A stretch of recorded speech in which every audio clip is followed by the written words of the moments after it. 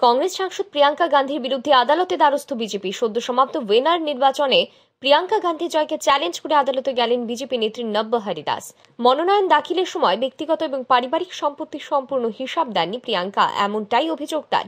এদিন কেরল হাইকোর্টে কংগ্রেস সাংসদের বিরুদ্ধে পিটিশন দাখিল করেন বিজেপি নেত্রী নব্য হরিদাস। ওয়েনার নির্বাচনে মনোনয়ন জমা দেওয়ার সময় নিজের সম্পত্তির সম্পূর্ণ খতিয়ান দেননি প্রিয়াঙ্কা, এমনই দাবি তার। পাশাপাশি তার বিরুদ্ধে দায়ের হওয়া মামলার তালিকা নিয়েও স্বচ্ছতা বজায় রাখেননি কংগ্রেস নেত্রী। আর এই ইস্যুকেই হাতিয়ার করে আসরে নেমেছে বিজেপি।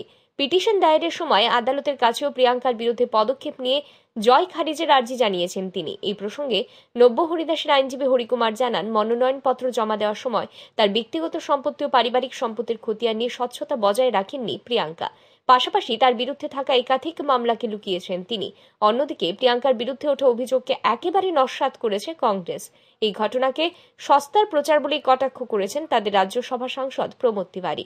ব্যুরো রিপোর্ট, আর ই নিউজ।